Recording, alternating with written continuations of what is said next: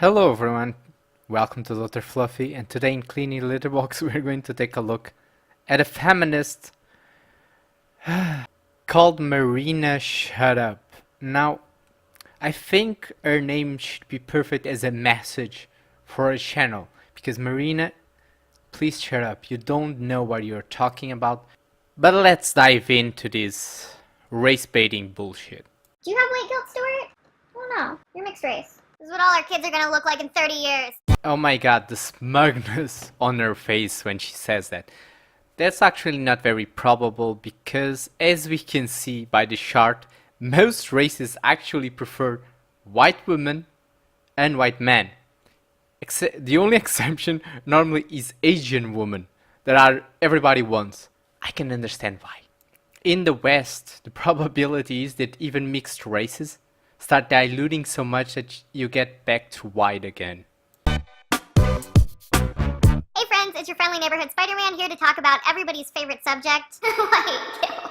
While researching white guilt, I came across several differing definitions of the term, and I think it's important to include a few of them here to help fully contextualize it. Oh, good definitions. Let's start with every teacher's favorite source, Wikipedia. According to Wikipedia, white guilt is the individual or collective guilt felt by some white people for harm resulting from racist treatment of ethnic minorities by other white people both historically and currently. According to the anatomy of white guilt, guilt can be experienced by individual persons. It can also be felt by whole societies. A good example is the collective guilt of the German people for the Holocaust. So basically, it's a ridiculous thing. Because you're not to blame for what your ancestors did. For people did things when you're still not even alive. It's ridiculous. It's pathetic. George F. Will, a conservative political commentator who I disagree with, on virtually every other topic except literally this definition says, white guilt is a form of self-congratulation where whites showcase their innocence to racism. However, feel free to disregard the rest of the article that came from because it's pretty racist. Can you provide evidence that it is racist? No? Are we supposed to just believe your words? I don't think we should. Then why don't you provide a link to the article so that people can check that it is racist? Because I probably doubt that it is. Some people who are white come from the perspective that they're not responsible for their ancestors' behavior, so they don't have anything to feel guilty for. We call them sane, rational human beings. These types of people will sometimes even claim that they're the real victims of racism because they're being accused of racism. But they are, because you're making false accusations about them because of their race. That is called racism. Or don't you know the definition of racism? Don't you love definitions? Other white folks recognize that despite the end of racist institutions like slavery, de jure segregation, internment camps, in the US we still haven't abolished the long-term effects of those institutions, and thus they're still benefiting from them. Wrong. We have laws against racism, and everybody, all the races together, benefit from what happened to racism because they are all living in the same society. So all the things that were constructed and developed through slavery still benefit everybody equally because now they're equal. A black person is benefiting as much from the previous years of slavery than a white person is. Or at the very least, they recognize that they're not directly disadvantaged by racism in the way that people of color are. Actually, right now, white people and Asian people are actually disadvantaged because of things that are meant to help out another race. They are giving benefits to that race in contracts to the other races. That's actually racist. Like affirmative action, that I think is the thing that gives special advantages for entering colleges and things like that to black kids, for example.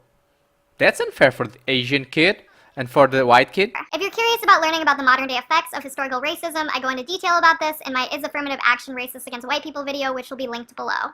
I don't think I'll need to answer that particular video. Yes, it is racist against white people. And against Asian people too. What is my perspective on white guilt? We'll get to that in a second, but you might be surprised. I doubt it will be a positive surprise. Dr. Willard Galen, professor of psychiatry at Columbia University, argues that much of what people would label as guilt is actually a form of guilty fear, such as a motorist might experience when he is driving over the speed limit and suddenly sees a patrol car behind him. You might recognize him from the opening of Gattaca, a film that...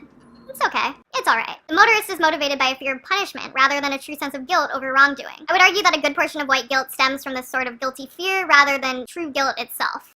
You're not fully wrong. There's very few people with the brain damage mentality that you have.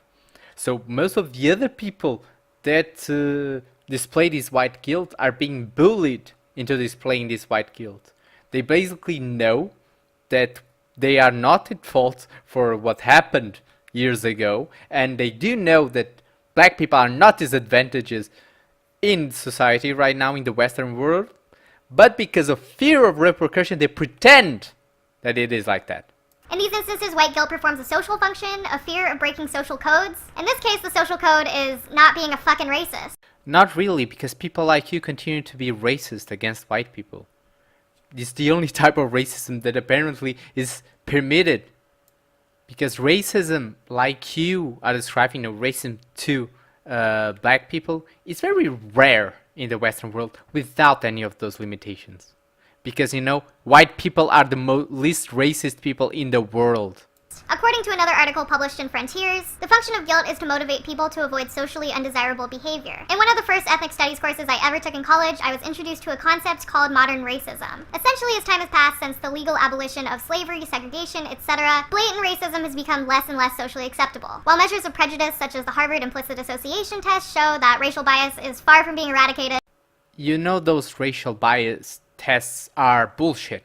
They have no credibility whatsoever. Second, biologically speaking, we all have bias depending on our biology. The closer we are to each other, the more connected we are.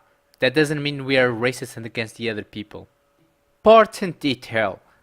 Morality is connected to you not wanting people to do something to you, so you don't do that thing to another person. But for example, when people in the black societies like BLM are racist against white people, that doesn't help abolish racism. Racism was almost gone, and now you're breeding more racism back, because when you treat someone a certain way, that person probably will respond in kind. being considered a racist is socially stigmatized. Except if you're being racist against white people, right? With complaints from white folks left and right about social justice warriors accusing them of being evil racists, I would argue it's safe to say that explicit racism falls under socially undesirable behavior. Yeah, but you people call racism everything. Everything. Things that have nothing to do with racism, you call it racism. You're using racism as a weapon to get benefits and to get special treatment.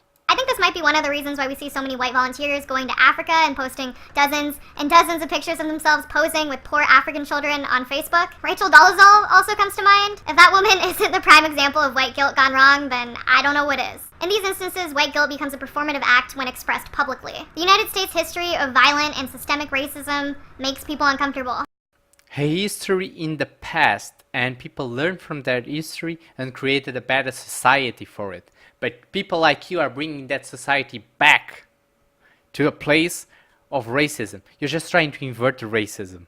Which is still going on today, by the way. No, it's not. Unless you're talking about against white people. No, it's not. Proof or shut the fuck up.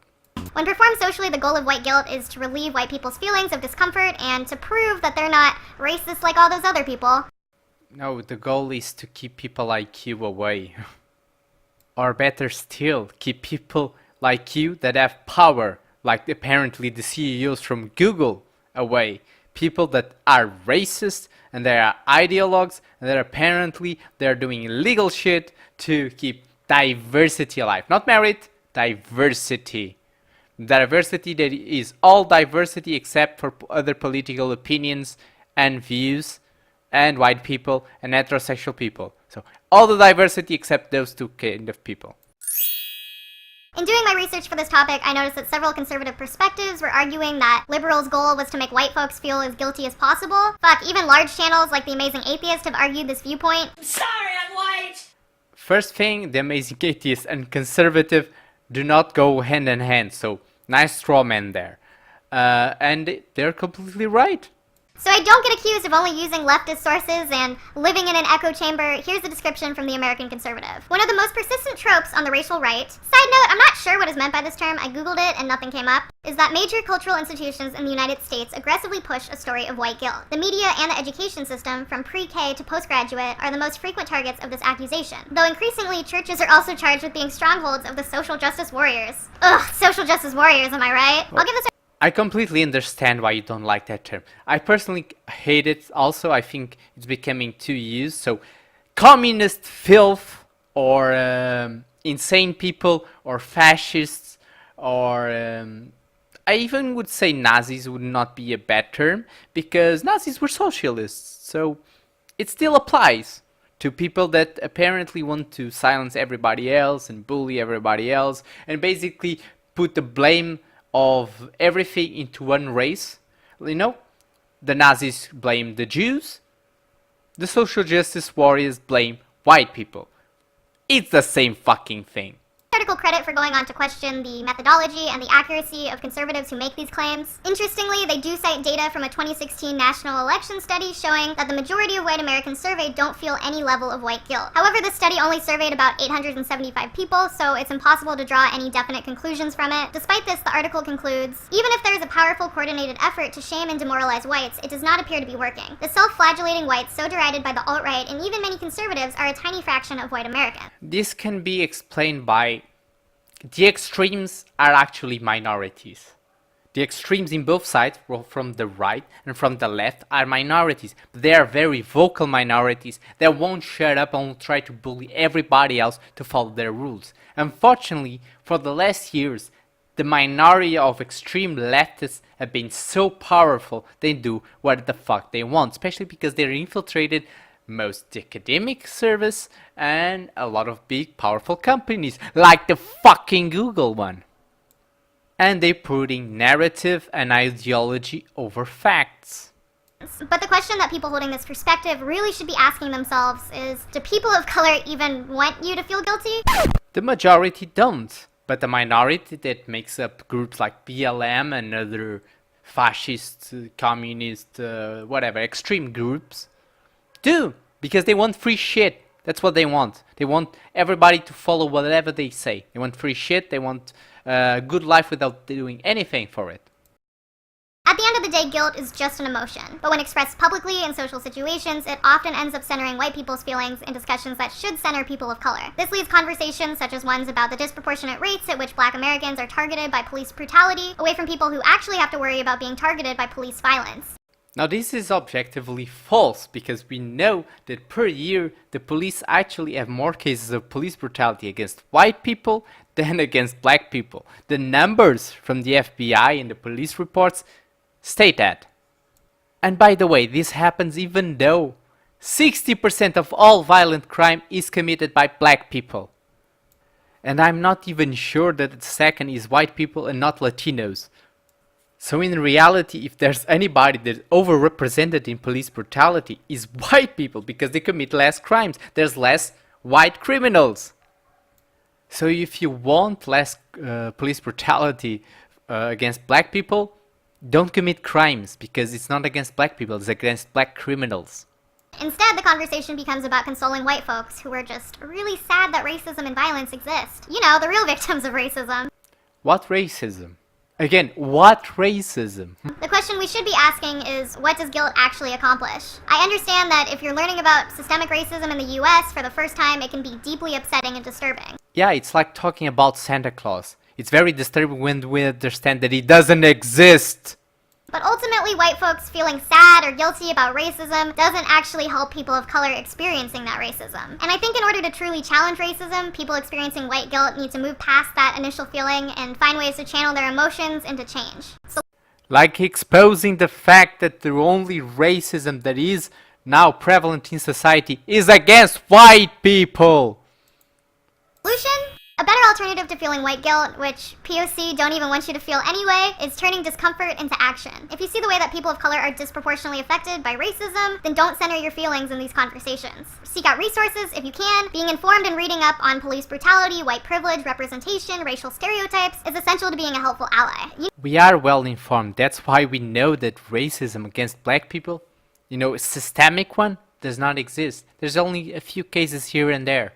But against white people, yeah, now it exists because of people like you perpetuating this racist bullshit. And that's all I can take for now. The video will be down in the description. I hope you enjoyed the video.